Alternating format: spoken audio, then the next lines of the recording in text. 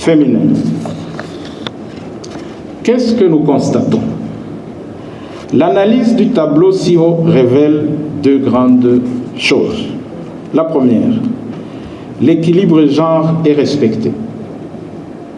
Deux, il y a un déséquilibre ethnique car l'article 169 de la Constitution et l'article 108 du Code électoral exigent 60% de Hutus et 40% de Tutsis et au moins 30% de femmes. 30% de femmes ont là. Une fois, on va coopter les Hutus cette fois-ci. C'est une innovation. Alors, pour résorber le déséquilibre ethnique, 8 députés de l'ethnie Hutu sont à coopter. Ici, que ce soit un homme ou une femme, ça va. On cherche l'ethnie. C'est 8. Alors, selon l'article 108, alinéa 3 du Code électoral, la cooptation est faite par la CENI dans le respect de l'ordre établi sur les listes bloquées en s'assurant de la participation de toutes les ethnies dans le plus de circonscriptions possible.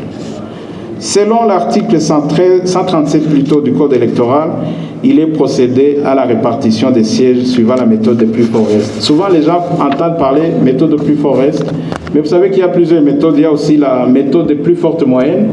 Alors, lors des négociations d'Arusha, c'est l'option de la plus forte, des plus forts restes qui a été privilégiée. J'aime le dire pour les gens qui sont souvent avec moi. Lors des négociations d'Arusha, le parti Frodebo, en tête du groupe G7 de l'époque, avait proposé les forts restes, plutôt les fortes moyennes, puisqu'à l'époque, le Frodebo pensait qu'il allait gagner. Et puis l'IPRONA de l'époque a préconisé les plus forts restes. Ce sont deux courants dans la matière de répartition des sièges. Certains préconisaient les fortes moyennes, d'autres les forts restes. Alors l'option nationale a été les forts restes. Alors, si nous revisitons nos forts restes, nous allons les classer. Le premier grand plus fort reste se trouve où? À Gitega. Le premier se trouve à Butanyerera. Le deuxième, le troisième, le quatrième, le cinquième. Vous voyez, vous-même pouvez répartir les sièges, comme la formule est connue. Alors, nous revisitons la liste de Butanyerera. Quand nous revisitons la liste de Butanyerera,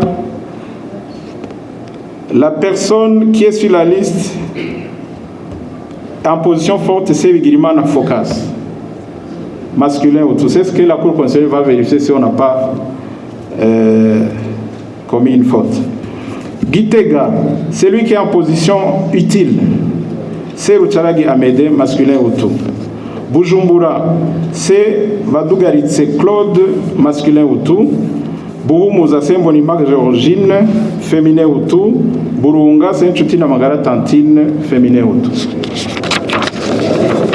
Voilà. Mais ici, nous venons de coopter 5. Or, on doit coopter 8. Ça veut dire que nous recommençons encore. Alors, l'autre personne se trouve en position utile. Après le premier, c'est Baranikwa Epipode.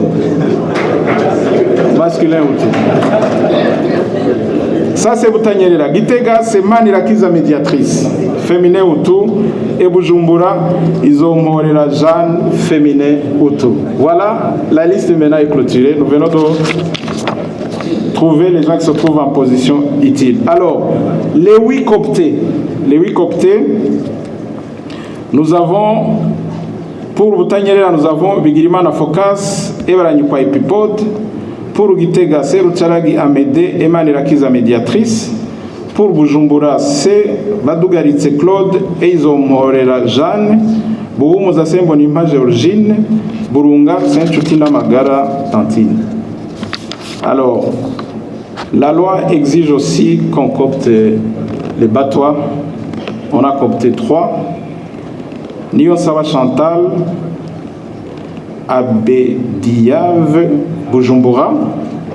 Baranyizige Jean-Baptiste, Uniproba, Buhumuza, et Konware Elias, UGDECO, Butanyerera. Voilà. Après correction du déséquilibre ethnique, l'Assemblée nationale élue est composée de 108 députés, dont élus et 8 cooptés. 108 députés, dont 100 élus et 8 coptés, avec 3 personnes d'ethnie Twa coptées par la CENI, conformément à l'article 106 de la Constitution, 169 de la Constitution de la République du Burundi et à l'article 108 du Code électoral. L'Assemblée nationale de la République du Burundi compte 111 députés pour la législature de 2020.